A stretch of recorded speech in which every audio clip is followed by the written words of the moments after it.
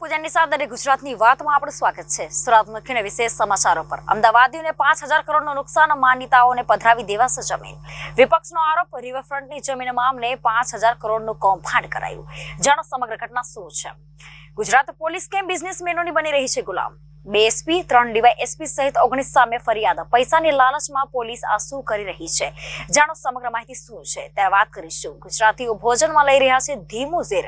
જાણો તંબાકુ કરતા પણ ખતરનાક છે કઈ વસ્તુ ત્યારે વાત કરીશું। ગોંડલ પંથકના ખેડૂતોને પૈસા ભરવા છતાં સિંચાઈનું પાણી મળતું નથી। 40 શખ્સો કરે છે બેફામ ચોરી। જાણો સમગ્ર ઘટના વિસ્તારથી। રાજ્યમાં નકલી દવાઓનો 1,75,00,000થી વધુની કિંમતનો જથ્થો ઝડપાયો। જાણો સમગ્ર માહિતી શું છે।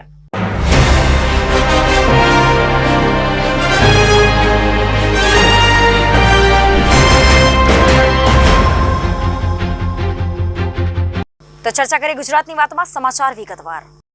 અમદાવાદમાં આજે દિવસભરમાં આ મામલો ચર્ચાના એરણે રહ્યો છે। બજેટ સેશનમાં સાબરમતી રિવરફ્રન્ટની 1,75,000 ચોરસ મીટર જમીન મામલે આજે તડાપીટ બોલાઈ હતી। વિપક્ષના આરોપ મામલે ભાજપની સભ્ય અને સ્ટેન્ડિંગ કમિટી ચેરમેન ઉશ્કેરાયા હતા। વિપક્ષ સસ્તી પ્રસિદ્ધિ માટે આવી વાત કરી રહ્યા હોવાની પાલડી વોર્ડના કોર્પોરેટર જૈનિક વકીલે આરોપ મૂક્યો હતો। સ્ટેન્ડિંગ કમિટી ચેરમેન અને વિપક્ષી નેતા વચ્ચે ઉગ્ર ચર્ચા થઈ હતી। આ મામલે સભ્યો સામે સામે આવી જતા મેયરે લંચ બ્રેકની જાહેરાત કરી દેવી પડી હતી। વિપક્ષે અમદાવાદીઓને 5000 કરોડના ખાડામાં ઉતરાઈ માન્યતાઓને સાચવવા એક પોલિસી ઘડાઈ હોવાનો જબરદસ્ત આક્ષેપ કર્યો છે। જાણો શું છે સમગ્ર માહિતી।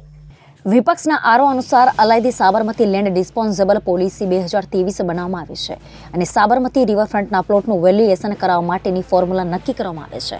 જો કે માનીતા ઉદ્યોગપતિઓને ફાવે તેવો ભાવ આવતો નથી, જેથી રાતોરાત પ્લોટનું વેલ્યુએશન કરાવવાની વાત પડતી મૂકવામાં આવે છે અને રાતોરાત સાબરમતી રિવરફ્રન્ટ લેન્ડ ડિસ્પોઝેબલ પોલિસીમાં બદલાવ કરવામાં આવે છે। ફોર્મ્યુલા બદલીને રાતોરાત લેન્ડ ડિસ્પોઝેબલ પોલિસી 2024 બનાવવામાં આવે છે, જેમાં પ્લોટ વેચાણ કરવાનો વિચાર પડતો મૂકવામાં આવે છે અને માત્ર ડેવલપમેન્ટ રાઇટ્સ વેચાણ કરવામાં આવે એવું નક્કી કરવામાં આવે છે। Sabarmati riverfront development corporation limited company દ્વારા બનાવવામાં આવેલી Sabarmati riverfront land disposable policy 2024માં પહેલીવાર સાબરમતી રિવરફ્રન્ટની 1,75,000 ચોરસ મીટર જમીનને 7 વેલ્યુ ઝોનમાં વહેંચીને તેની બેઝ પ્રાઇસ નક્કી કરવામાં આવે છે। સાબરમતી રિવરફ્રન્ટની 1,75,000 ચોરસ મીટર જમીનના જુદા જુદા 7 વેલ્યુ ઝોનના જુદા જુદા ભાવ પ્રમાણે કુલ કિંમત 4,982.70 કરોડ નક્કી કરવામાં આવે છે। જો કે આ તમામ જમીનનું વેલ્યુએશન 4,982.70 કરોડ નક્કી કરાયું છે, પણ આટલી રકમ પણ આ જમીનના વેચાણ કરવાથી સાબરમતી રિવરફ્રન્ટ ડેવલપમેન્ટ કોર્પોરેશન લિમિટેડને મળવાની નથી। અમદાવાદ મ્યુનિસિપલ કોર્પોરેશન દ્વારા ટીપી સ્કીમના વેચાણમાં હેતુ માટેના પ્લોટનું વેલ્યુએશન જો રાજ્ય સરકારની લેન્ડ ડિસ્પોઝેબલ પોલિસી 2002 અંતર્ગત થતું હોય તો પછી સાબરમતી રિવરફ્રન્ટની 1,75,000 ચોરસ મીટર જમીન વેચાણ હેતુ માટેની છે, તો પછી તેનું વેલ્યુએશન કરાવવા માટે નવી Sabarmati riverfront land disposable policy કેમ બનાવવામાં આવી તે પણ એક મોટો સવાલ છે। તેની પાછળનું મુખ્ય કારણ સાબરમતી રિવરફ્રન્ટના પ્લોટનો ભાવ ઓછો આવે તે માટે નવી પોલિસી બનાવવામાં આવી છે। રાજ્ય સરકારે જ્યારે 8 વર્ષ પહેલા સાબરમતી રિવરફ્રન્ટના વલ્લભ સદન પાસેના એક પ્લોટનું વેલ્યુએશન કરાવ્યું હતું, તે વખતે પ્લોટનો પ્રતિ ચોરસ મીટર ભાવ 7,86,000 આવ્યો હતો। હવે આ વલ્લભ સદનમાં આવરી લેવાયેલી 27,943 ચોરસ મીટર જમીનનો પ્રતિ ચોરસ મીટર ભાવ 3,82,000 આપ્યો છે। 8 વર્ષ પછી ભાવ વધવાના બદલે ઘટ્યો છે। પ્રતિ ચોરસ મીટર રૂપિયા 4,64,000 ભાવ ઓછો આવ્યો છે। જો માત્ર વલ્લભ સદનની 27,943 ચોરસ મીટર જમીનનું પ્રતિ ચોરસ મીટર 7,86,000ના ભાવે વેલ્યુએશન કરવામાં આવે તો તેવા સંજોગોમાં તેની કુલ કિંમત 2,196.31 લાખ થાય છે, જ્યારે નવા ભાવ મુજબ પ્રતિ ચોરસ મીટર 3,22,000ના ભાવે વેલ્યુએશન મુજબ તેની કિંમત 3,899.76 લાખ આવે છે। આ ગણતરી કરીએ તો માત્ર વલ્લભ સદનના વેલ્યુ ઝોનમાં આવતી 27,943 ચોરસ મીટર જમીનના વેલ્યુએશનમાં રૂપિયા 1,296.55 કરોડનું નુકસાન થઈ રહ્યું છે। જો સાબરમતી રિવરફ્રન્ટની તમામ 1,75,000ની વાત કરવામાં આવે તો જમીનનું રાજ્ય સરકારની લેન્ડ ડિસ્પોઝેબલ પોલિસી 2002 મુજબ વેલ્યુએશન કરવામાં આવે તો અંદાજે 10,000 કરોડથી વધુ જમીનની વેલ્યુ થાય તેમ છે। પ્રથમ દ્રષ્ટિએ જ ખોટા વેલ્યુએશનથી સાબરમતી રિવરફ્રન્ટ ડેવલપમેન્ટ કોર્પોરેશન લિમિટેડને અંદાજે 5,000 કરોડનો ચૂનો લાગી રહ્યો છે।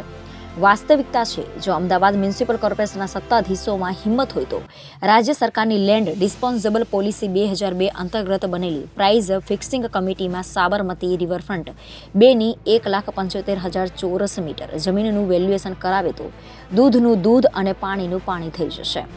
Sabarmati riverfront development corporation limited company દ્વારા સાબરમતી રિવરફ્રન્ટની 1,75,000 ચોરસ મીટર જમીનના ડેવલપમેન્ટ રાઇટ્સ વેચાણ કરવાનું નક્કી કરી દીધું છે. Sabarmati riverfront development corporation limited company દ્વારા સાબરમતી રિવરફ્રન્ટની 1,75,000 ચોરસ મીટર જમીનના ડેવલપમેન્ટ રાઇટ્સના ભાવ નક્કી કરી દીધા છે. Sabarmati riverfront development corporation limited દ્વારા સાબરમતી રિવરફ્રન્ટના પશ્ચિમ ભાગમાં પ્રતિ ચોરસ મીટર 23,676 ભાવે ડેવલપમેન્ટ રાઇટ્સ વેચાણ કરારો, સાબરમતી રિવર 2ના પૂર્વ ભાગમાં પ્રતિ ચોરસ મીટર 24,750ના ભાવે ડેવલપમેન્ટ રાઇટ્સનું વેચાણ કરાશે. અમદાવાદ મ્યુનિસિપલ કોર્પોરેશનની સ્ટેન્ડિંગ કમિટીએ તારીખ 1 ફેબ્રુઆરી 2024ના દિવસે Sabarmati riverfront land disposable policy 2023માં સુધારો કરીને Sabarmati riverfront development land disposable policy 2024ને મંજૂરી આપી હતી. આ નવી પોલિસીમાં 7 વેલ્યુ ઝોન નક્કી કરાયા છે. સાબરમતી રિવરફ્રન્ટના પશ્ચિમ અને પૂર્વ ભાગની કુલ 1,75,213 ચોરસ મીટર જમીનને 7 ભાગમાં વહેંચીને તેની લેન્ડ પ્રાઇઝનું વેલ્યુએશન કરાવ્યું છે. પણ પ્લોટ નહીં વેચાય, પણ તેના ડેવલપમેન્ટ રાઇટ્સ વેચાણ કરી શકાશે. આ જમીનમાં મળવાપાત્ર ડેવલપમેન્ટ રાઇટ્સનું વેચાણ કરવામાં આવશે.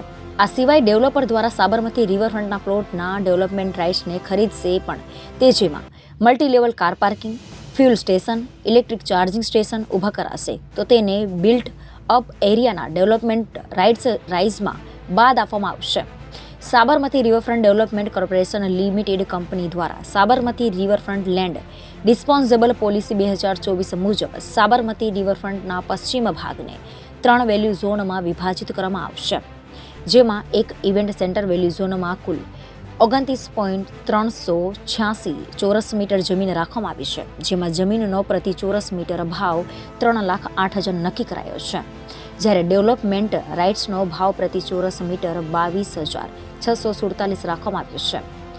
વલ્લભ સદન વેલ્યુ ઝોનમાં કુલ 27,943 ચોરસ મીટર જમીન રાખવામાં આવી છે. જેમાં જમીનનો પ્રતિ ચોરસ મીટર ભાવ 3,22,000 નક્કી કરાયો છે. જ્યારે ડેવલપમેન્ટ રાઇટ્સનો ભાવ પ્રતિ ચોરસ મીટર 23,676 રાખવામાં આવ્યો છે. 3 ટોરેન્ટ પાવરની પાછળ વેલ્યુ ઝોનમાં કુલ 48,694 ચોરસ મીટર જમીન રાખવામાં આવી છે. જેમાં જમીનનો પ્રતિ ચોરસ મીટર ભાવ 2,95,000 નક્કી કરાયો છે. જ્યારે ડેવલપમેન્ટ રાઇટનો પ્રતિ ભાવ ચોરસ મીટર 21,691 રાખવામાં આવ્યો છે. સાબરમતી રિવરફ્રન્ટના પૂર્વ ભાગમાં શાહીબાગ પિકનિક હાઉસ વેલ્યુ ઝોનમાં કુલ 11,054 ચોરસ મીટર જમીન રાખવામાં આવી છે. જેમાં જમીનનો પ્રતિ ચોરસ મીટર ભાવ 2,97,000 નક્કી કરાયો છે. જ્યારે ડેવલપમેન્ટ રાઇટ્સનો પ્રતિભાવ ચોરસ મીટર 24,750 રાખવામાં આવ્યો છે. દુધેશ્વર દધિયો બ્રિજ વેલ્યુ ઝોનમાં કુલ 35,236 ચોરસ મીટર જમીન રાખવામાં આવી છે. જેમાં જમીનનો પ્રતિ ચોરસ મીટર ભાવ 2,71,000 નક્કી કરાયો છે. જ્યારે ડેવલપમેન્ટ રાઇટ્સનો ભાવ પ્રતિ ચોરસ મીટર 19,982 રાખવામાં આવ્યો છે. 3 લેમન ટ્રી હોટલ વેલ્યુ ઝોનમાં કુલ 17,000 ચોરસ મીટર જમીન રાખવામાં આવી છે. જેમાં જમીનનો પ્રતિ ચોરસ મીટર ભાવ 2,50,000 નક્કી કરાયો છે. જ્યારે ડેવલપમેન્ટ રાઇટ્સનો ભાવ પ્રતિ ચોરસ મીટર 20,833 રાખવામાં આવ્યો છે. જગન્નાથ મંદિર વેલ્યુ ઝોનમાં કુલ 29.386 ચોરસ મીટર જમીન રાખવામાં આવી છે. જેમાં જમીનનો પ્રતિ ચોરસ મીટર ભાવ 33,08,000 નક્કી કરાયો છે. જ્યારે ડેવલપમેન્ટ રાઇટ્સનો પ્રતિ ભાવ ચોરસ મીટર 22,547 રાખવામાં આવ્યો છે. હવે આ ડેવલપમેન્ટ રાઇટ્સનું વેચાણ એ સૌથી મોટું કૌભાંડ છે.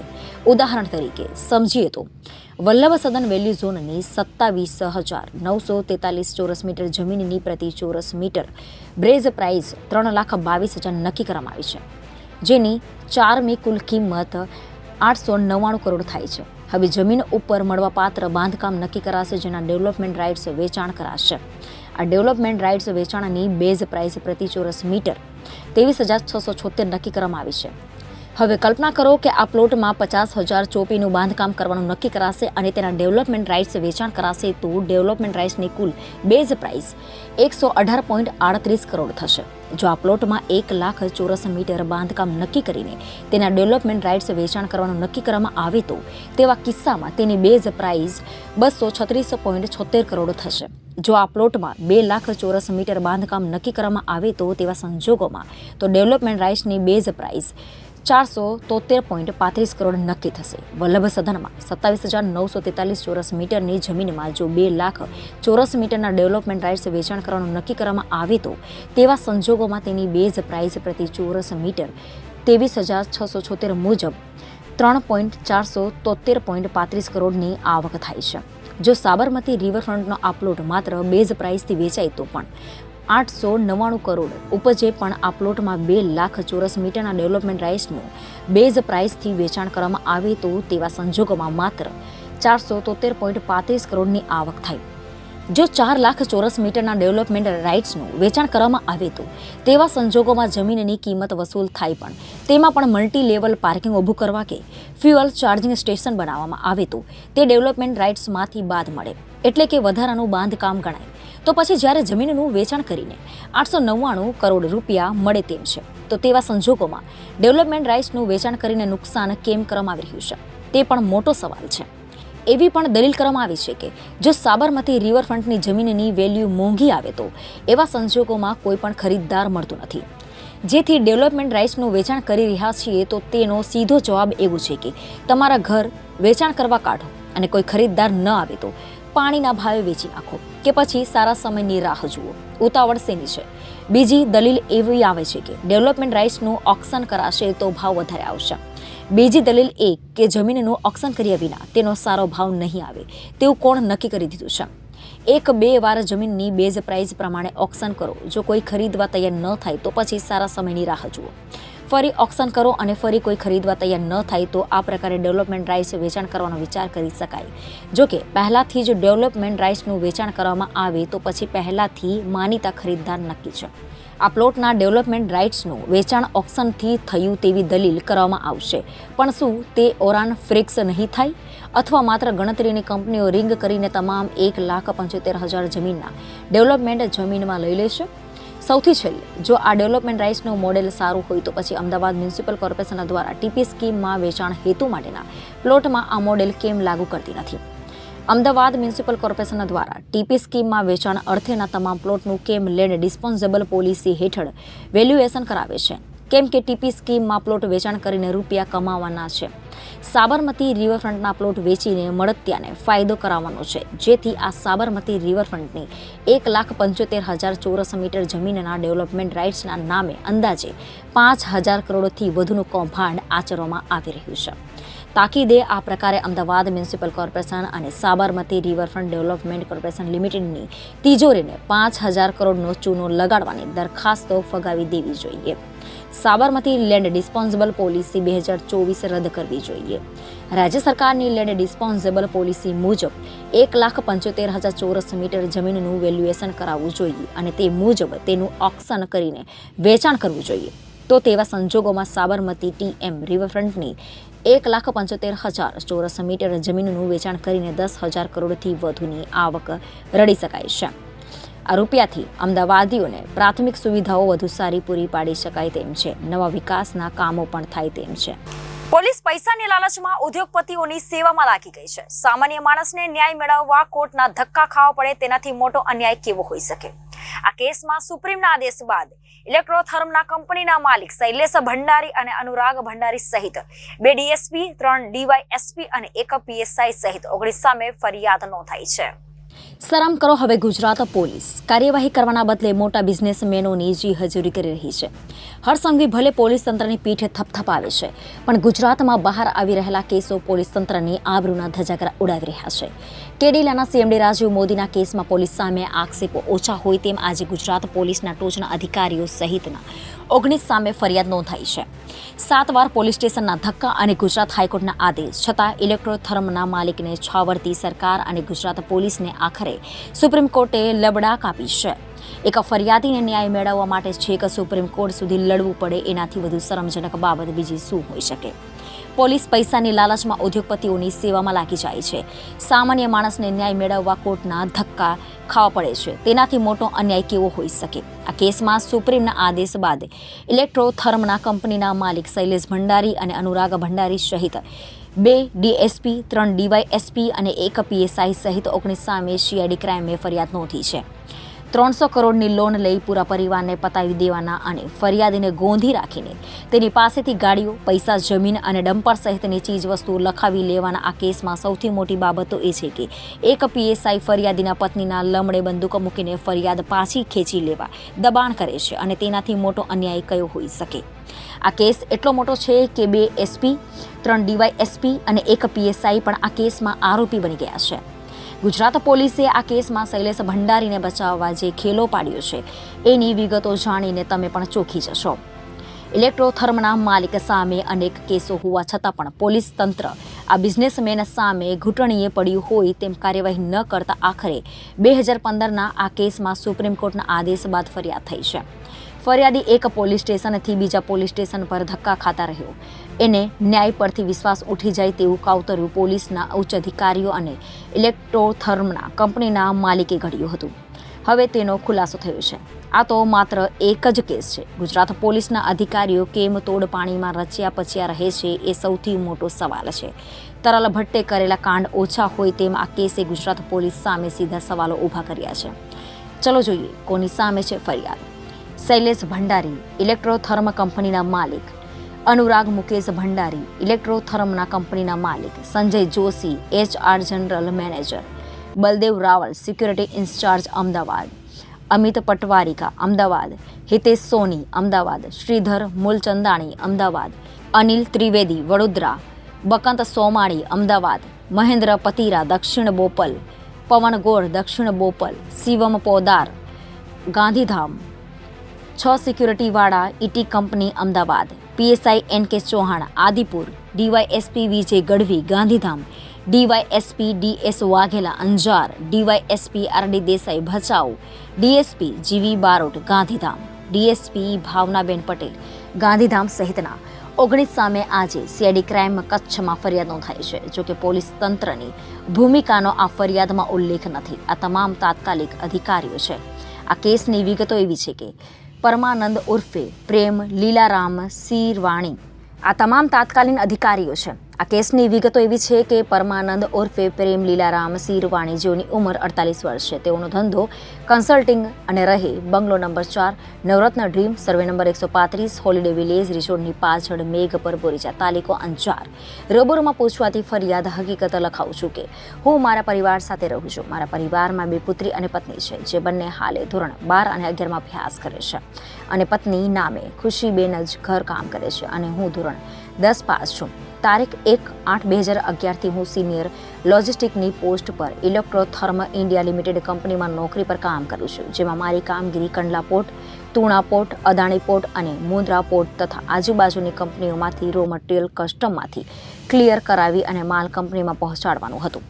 તારીખ 3/8/2011ના રોજ મને કંપનીમાંથી import export invoice, bill of entry, shipping bill, excise DGFT advance લેશનના સેન્ટ્રલ એક્સાઇઝ લેટર અને કસ્ટમના ડોક્યુમેન્ટ વગેરે પર સહી કરવાની પાવર ઓથોરિટી આપેલ હતી. તારીખ 23/11/2011ના રોજ 11 વાગ્યે સામખિયાણીના HR મેનેજર હિતેન્દ્ર બીટસને ઈમેલથી તથા CCમાં અવિનાશ ભંડારી અને RP સિંઘ તથા બકંત સોમાણીને જાણ કરેલ કે હું મારા પદ પરથી રાજીનામું આપું છું. તે દિવસે બપોરના 1:15 આરસામાં હિતેન્દ્ર બીટેસનો ઈમેલ આવેલ કે સામખિયાણી મધ્ય આવીને તમે આ બાબતે ચર્ચા કરો. બાદમાં તારીખ 26/12/2011ના સવારના 1:11 આરસામાં ઈમેલ દ્વારા જાણ કરેલ કે મારે નોકરી નથી કરવી. તારીખ 16/1/2012ના તમે કોઈ માણસ મોકલાવો જેથી હું આ ચાર્જ તેઓને સુપરત કરી આપું. આ બાબતે મેં લગભગ 50 વખત ઈમેલથી મને નોકરી નથી કરવી તેવું જણાવ્યું હતું. કંપનીને જણાવ્યું હતું, પરંતુ કંપનીએ મને મારી નોકરીમાંથી છૂટો કર્યો ન હતો. મને નોકરીમાંથી મુક્ત કરવા માટે જોઈન્ટ એમડી અવિનાશ ભંડારીને વોટ્સએપ પર જાણ કરી હતી, જેઓને કહ્યું હતું કે મને નોકરીમાંથી છૂટા કરો અથવા મારી ટ્રાન્સફર કરી આપો. મારી કંપની દ્વારા 4 ઈમેલ આઈડી બનાવવામાં આવી છે.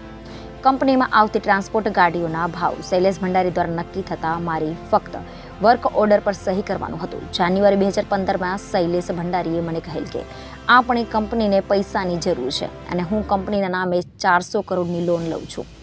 તેમજ પરવાર ઇન્વેસ્ટટેન્ડ કંપની પ્રાઇવેટ લિમિટેડ પરવાર આદિપુર કચ્છમાં તમે અને તમારી પત્ની બંને ડાયરેક્ટર બની જાઓ. તે પછી શૈલેષ ભંડારીએ જસવંત પંચાલને બોલાવેલા હતા અને કહ્યું હતું કે તમે પ્રેમભાઈને લઈ જાઓ અને આપણે એમને એમની પત્ની ખુશીબેનને કંપનીમાં ડાયરેક્ટર બનાવી છે.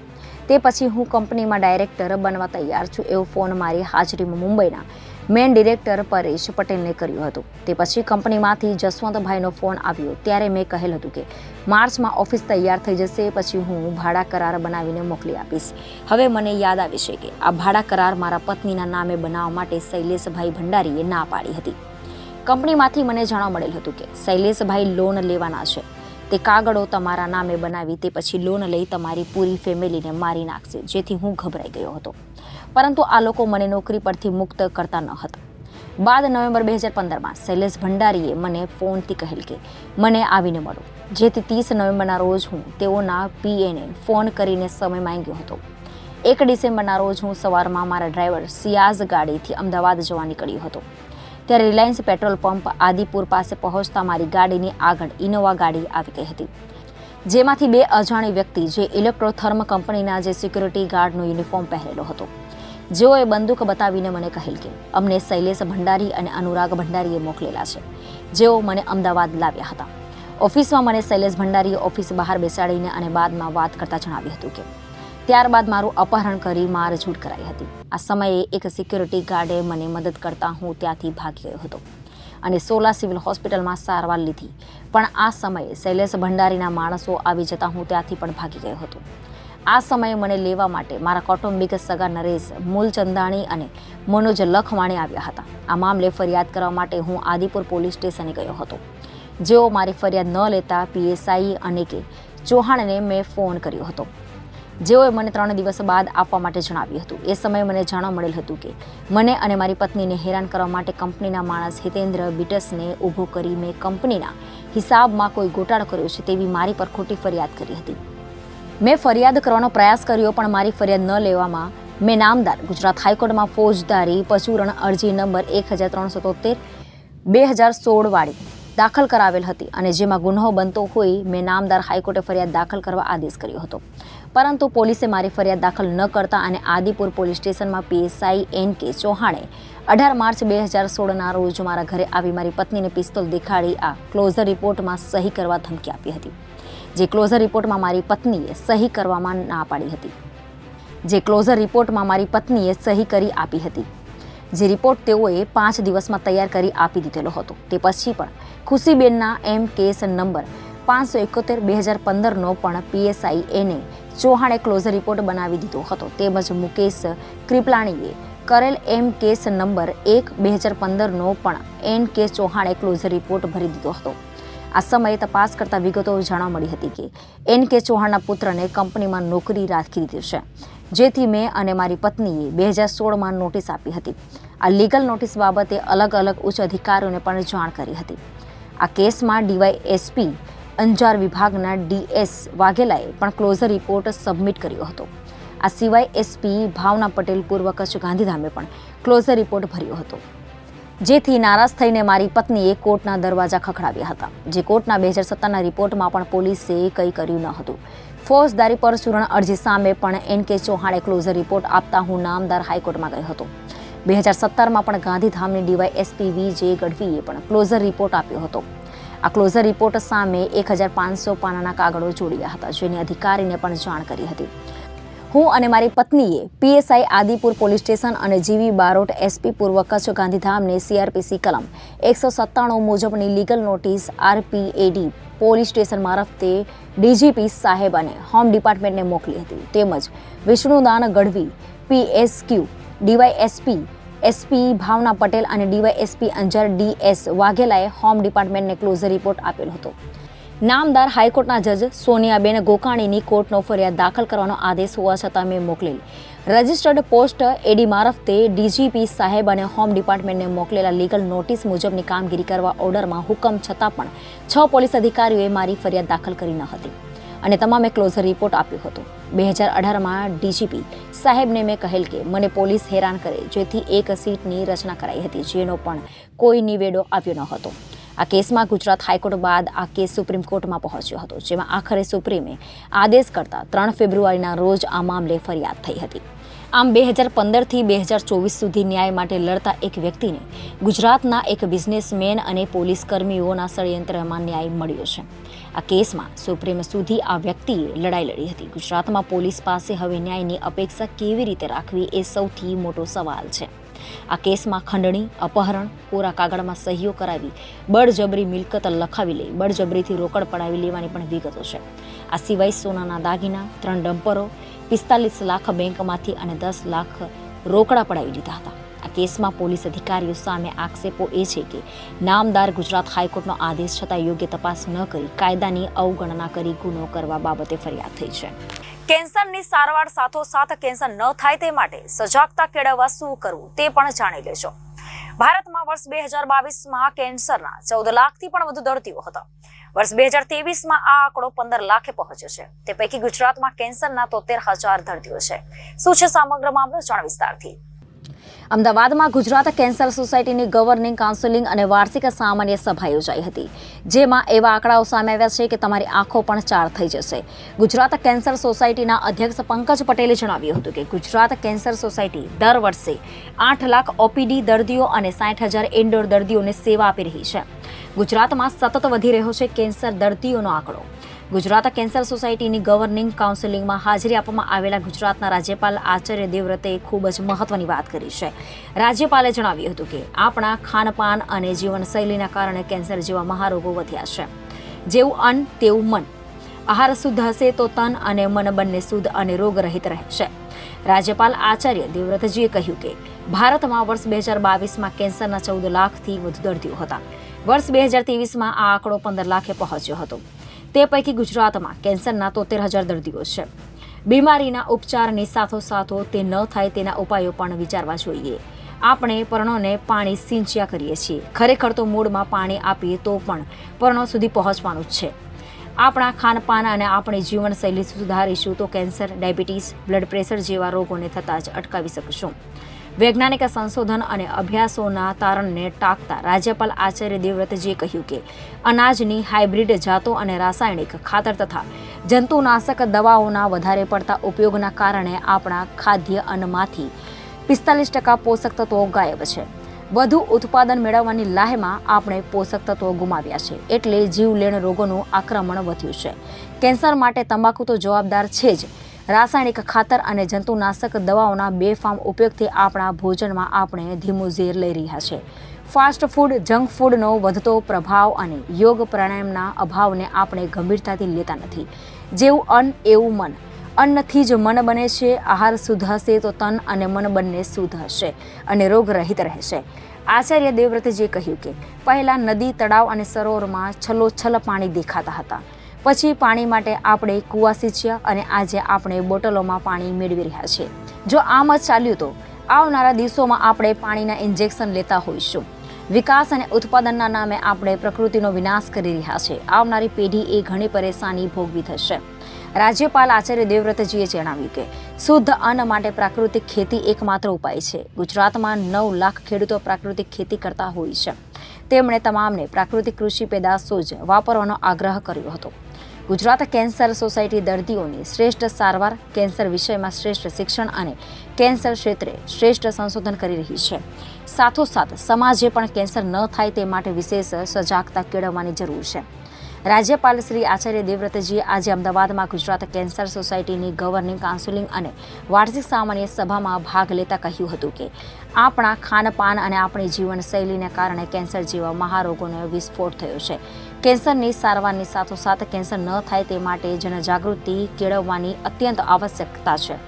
રાજ્યપાલ આચાર્ય દેવવ્રતજીએ જણાવ્યું કે આધુનિક ટેકનોલોજી, સંસાધનો અને સાધનોની સહાયથી ગુજરાત કેન્સર સોસાયટીની કેન્સરના દર્દીઓને અને તેમના પરિવારજનોને ઓછામાં ઓછું કષ્ટ પડે તે પ્રકારે નિસ્વાર્થ ભાવે માનવતાની મોટી સેવા કરી રહી છે. માત્ર ગુજરાત જ નહીં, ભારતભરના લોકો તેનો લાભ મેળવી રહ્યા છે.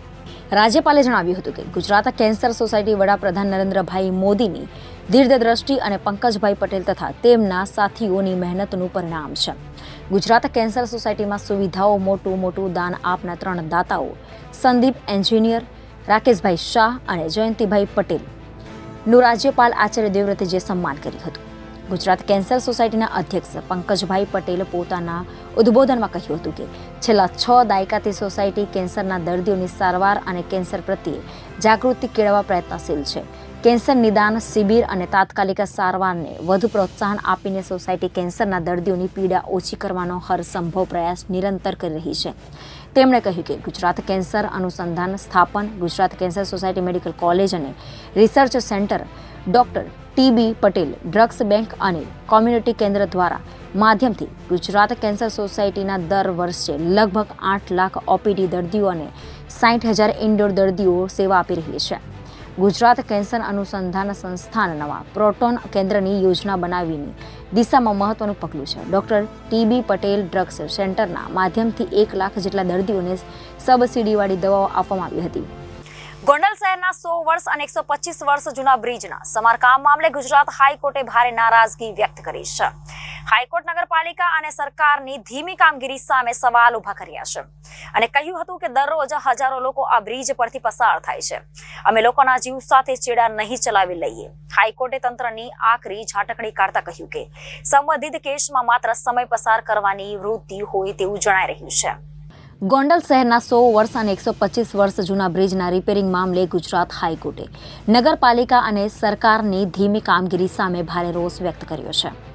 સાથે જ કોર્ટે તંત્રને પૂછ્યું છે કે હાલની સ્થિતિ શું છે તે જણાવો. કોર્ટે આકરી ટિપ્પણી કરતા કહ્યું કે દરરોજ હજારો લોકો આ બ્રિજ પરથી પસાર થાય છે. અમે લોકોના જીવ સાથે ચેડા નહીં ચલાવી લઈએ. કોર્ટે કહ્યું કે હેરિટેજ મામલે શા માટે હજી સુધી આર્કિયોલોજીકલ વિભાગનો સંપર્ક કરવામાં આવ્યો નથી. આ એવો પ્રશ્ન નથી જેના માટે વર્ષો સુધી પ્રતીક્ષા કરવી પડે. કોર્ટે કહ્યું કે હવે બહુ થયું, અમને ચોક્કસ સમય જોઈએ. માહિતી મુજબ શહેરી વિભાગને યુથ એન્ડ સ્પોર્ટ ઓથોરિટીને લખેલા પત્રના અંગે પણ હાઈકોર્ટે સવાલ ઉઠાવ્યા હતા કે કોર્ટે કહ્યું હતું કે જ્યારે નગરપાલિકા શહેરી વિકાસ વિભાગના કાર્ય હોય એમાં યુથ એન્ડ કલ્ચર વિભાગનું શું કામ કરશે.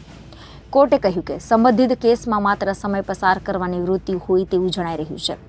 આ એવો પ્રશ્ન નથી કે જેના માટે વર્ષો સુધી પ્રતીક્ષા કરવી પડે. આ મામલે વકીલ રથિન રાવલે જણાવ્યું હતું કે આજે ગોંડલ બ્રિજ મામલે હાઈકોર્ટમાં સુનાવણી હાથ ધરાઈ હતી, જેમાં કોર્ટે પૂછ્યું હતું કે આ કામની ચોક્કસ ટાઈમલાઈન શું છે, કારણ કે અત્યાર સુધી બ્રિજનું રિપેરિંગ કામ શરૂ થયું હોય તેવું જણાતું નથી. કોર્ટે રિપેરિંગ કામ ક્યારે શરૂ થશે અને ક્યારે પૂરું થશે તેની વિગતો પણ માંગી છે. બનાવટી દવાઓ બનાવતી ફેક્ટરી અને તેના રાજ્યવ્યાપી વેચાણના રેકેટનો પર્દાફાશ થયો છે, જેમાં ₹1.75 કરોડ વધુની કિંમતમાં બનાવટી એન્ટીબાયોટિક દવાઓ સહિતના મુદ્દામાલ જપ્ત કરવામાં આવ્યો છે. ત્યારે અમદાવાદ વિવિધ વિસ્તારોમાં દરોડા પાડવામાં આવ્યા હતા. આ અંગે ગુજરાત ખોરાક અને ઔષધ નિયમન કમિશનર ડોક્ટર એચ.જી. કોશિયાએ જણાવ્યું હતું કે રાજ્યના નાગરિકોને જીવન જરૂરી દવાઓ શુદ્ધ અને ગુણવત્તાયુક્ત મળી રહે તે માટે રાજ્ય સરકાર સતત કટિબદ્ધ છે. રાજ્યમાં દવાના નમૂનાનું પરીક્ષણ કરી ભેળસેળ કરતા તત્વો સામે કાયદાકીય કાર્યવાહી કરવામાં આવી છે અને ગેરકાયદેસર બનાવટી દવાના વેચાણમાં સંકળાયેલા ઈસમો વિરુદ્ધ કડક કાર્યવાહી કરવામાં આવી રહી છે.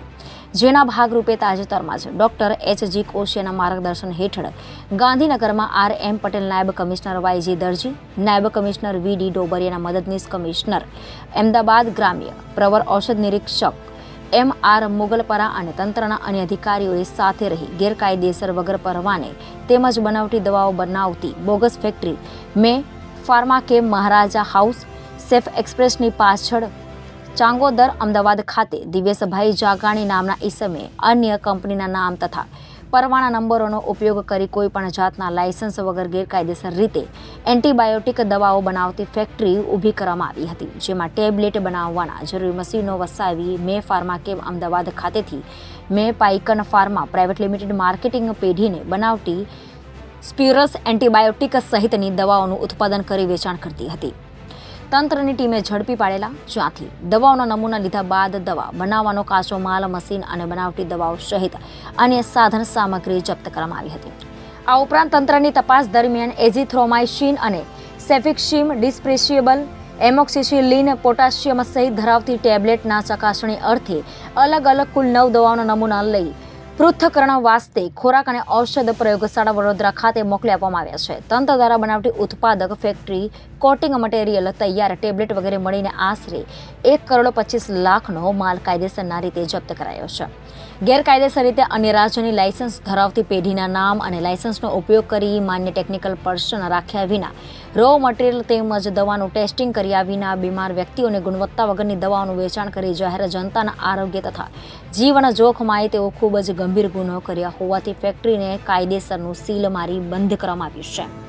રાજ્યના વિવિધ શહેરોની ફેક્ટરીઓ: Tara medical agency Bhuj, RH drugs house, Ratnamani complex Ahmedabad, Nicer pharma અને Ratnamani complex Ahmedabad, Medicasa healthcare, Usmanpura Ahmedabad, Machandra pharma, Bhestan Surat, Menil care life science, Pandesara Surat, Medigen remedies Naranpura Ahmedabad, Netron pharma Vadodara, CSP distributors Vadodara, JD pharma Idar, Keshav drugs agency Idar. વધુમાં ડોક્ટર HG કોશિયાએ ઉમેર્યું હતું કે મે Pycan pharma private limited market કંપનીના નરેશ ધનવાણીયાએ મે Pycan pharma private limited CO Medicamen organics limited હરિદ્વારના ઉત્પાદકના લાયસન્સ નંબર 88UA LLSCP 2022 અને એડ્રેસનો ઉપયોગ કરી મે ફાર્માકેમ અમદાવાદ ખાતે બનાવટી દવાઓ બનાવડાવી ભારતભરમાં બનાવટી દવાઓનું વેચાણ કરી જાહેર જનતાના આરોગ્ય તથા જીવન સાથે ચેડા કરી મોટું કાવતરું ઘડેલ હતું. તે પણ આ તંત્રની ટીમે પકડી પાડ્યું છે. આમ ષડયંત્રના મુખ્ય સૂત્રધાર તરીકે નરેશ ધનવાણીયાનું નામ બહાર આવ્યું છે અને તેઓની સામે પણ આ તંત્રએ કડક કાર્યવાહી કરી છે. જ્યારે ઉત્પાદકની તપાસ દરમિયાન સામે આવ્યું છે કે કોઈપણ જાતના પરવાના વગર ગેરકાયદેસર રીતે અન્ય રાજ્યોની લાયસન્સ ધરાવતી પેઢીના નામે અને લાયસન્સનો ઉપયોગ કરી માન્ય ટેકનિકલ પર્સન રાખ્યા વિના રો મટીરિયલ્સ તેમજ દવાનું ટેસ્ટિંગ કર્યા વિના બીમાર વ્યક્તિઓને ગુણવત્તા વગરની દવાનું વેચાણ કરી જાહેર જનતાના આરોગ્ય તથા જીવન જોખમાય તેવું ખૂબ જ ગંભીર કૃત્ય કર્યું હતું. ભારત દેશને કૃષિ પ્રધાન દેશ ગણવામાં આવે છે, પણ દેશનો ખેડૂત સમયાંતરે કેટલો હેરાન થાય છે તે કોઈ જોતું નથી. તે નગ્ન સત્ય હોવાનું કહેવું અનુચિત નથી લાગતું. તેટલા માટે કે ગોંડલ પંથકના ખેડૂતોને હકનું પાણી મેળવવા કાળી મજૂરી કરીને પૈસા ભરી દીધા હોવા છતાં તેઓને સિંચાઈનું પાણી મળતું નથી તેવી ફરિયાદ હવે અખબારી અદાલતમાં પહોંચી ગઈ છે. સૌથી અચરજની વાત તો એ છે કે ગોંડલમાં ફરજ બજાવતા ઇરિગેશનના સત્તાધીશોની કોઈ પણ વાતની દુખતી રગ બીજા કોઈના હાથમાં હોવાથી તેઓ એટલે કે ઇરિગેશનના સત્તાધીશો કંઈ કરી શકતા નથી તેવી વાત એક સ્ટિંગ ઓપરેશનમાં આ બાદ કેદ થયો છે. સમગ્ર મામલાની વાત કરવામાં આવે તો ગોંડલી ડેમમાંથી સેંકડો ખેડૂતોને સિંચાઈનું પાણી આપવામાં આવે છે. સરકારી નિયમો મુજબ નિયત સમય પોતપોતાના ખેતરોમાં ઉભેલા પાકના પિયત માટે ઇરિગેશન તંત્રને પૈસા ચૂકવી આપે છે, છતાં ચૂકવેલા પૈસા જેટલું કે તે પ્રમાણે પાણી ન મળતું હોવાની ફરિયાદ સાથે ગઈકાલે ડેમની માઇનોર કેનાલ પાસે એકત્રિત થયેલા ખેડૂતોએ વસવસો કર્યો હતો.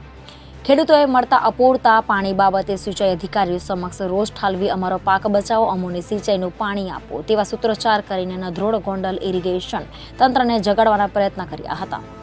ખેડૂતોની મહેનત, રોષ અને વિરોધ જાણે ભોમાં ભંડારી દેવાય હોય તેવા ઇરિગેશનના અધિકારીઓએ જવાબ આપતા ખેડૂતોનો રોષ બેવડાઈ ગયો છે. બીજી બાજુ ગોંડલી ડેમમાંથી થતી બેફામ પાણી ચોરી અટકાવવા પણ તંત્ર મજબૂરી દર્શાવતા ખેડૂતો પણ અધચરમાં મુકાઈ ગયા છે. હવે જાય તો જાય કહાં તેવી સ્થિતિ સિંચાઈનું પાણી મેળવતા ખેડૂતોની થઈ છે. ખેડૂતોને સાથે રાખીને પત્રકારોએ કરેલા સ્ટિંગ ઓપરેશનમાં સિંચાઈ ખાતાના એક અધિકારી કહે છે કે અમોને પણ ખેડૂતોને સિંચાઈનું પાણી પૂરતું ન મળતું હોવાનું દુઃખ છે. 40 મોટરો કે મશીનો દ્વારા પાણી ચોરી થાય છે. હમણાં બંધ કરાવી દઈએ પણ ત્યાં તો જયરાજસિંહનો ફોન આવી જાય છે. ત્યારે હવે ગોંડલના મોટા ગજાના અગ્રણીની પ્રતિષ્ઠા દાવ પર લાગી ગઈ છે કે શું તેઓ આવી રીતે ઇરિગેશન અધિકારીઓને દબાવીને પાણી ચોરી થવા દે છે? શું ઇરિગેશન અધિકારીઓના આક્ષેપ સાચા છે? દૂધનું દૂધ અને પાણીનું પાણી કરવા જયરાજસિંહે જ આગળ આવવું પડશે.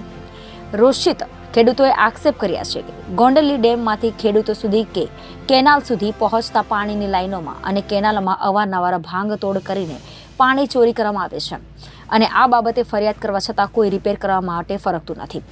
પરિણામે પાણીનો વેડફેડ થાય છે ને ખેડૂતોને પૈસા ભરવા છતાં પાણી મળતું નથી. ખેડૂતોનો આક્ષેપ છે કે અમે પૈસા ભરીએ છીએ છતાં પૂરતું પાણી મળતું નથી. કોઈ પણ વજનદાર નેતાના ઇશારે અને હોત હેઠળ 35 થી 40 શખ્સો પાણીની બેફામ ચોરી કરી રહ્યા છે. તેને કોઈ રોકવાનું નથી. ખુદ તંત્ર પણ જાણી જોઈને આ ખાડા કાન કરી રહી છે. ત્યારે રાજ્યના ઉચ્ચ ઇરિગેશન તંત્ર ગોંડલી નદીમાંથી થતી બેફામ ચોરી અટકાવવી જરૂરી છે. ખેડૂતો પાણીની ફરિયાદ કરે છે અને જરૂરી પાસ માંગે છે તો એક અધિકારી કહે છે કે પત્રકારોને લઈને આવ્યો અને કહી દેજો કે પાસ નહીં આપવા. મતલબ કે ખેડૂતોને ઇરિગેશનના અધિકારી રીતસરના ઉડાઉ જવાબ આપે છે. પાણી ક્યારે આવશે અને 1 મહિનો થયો છતાં મળી નથી તેવા ખેડૂતના ફોનમાં સિંચાઈ ખાતાના અધિકારી કહે છે.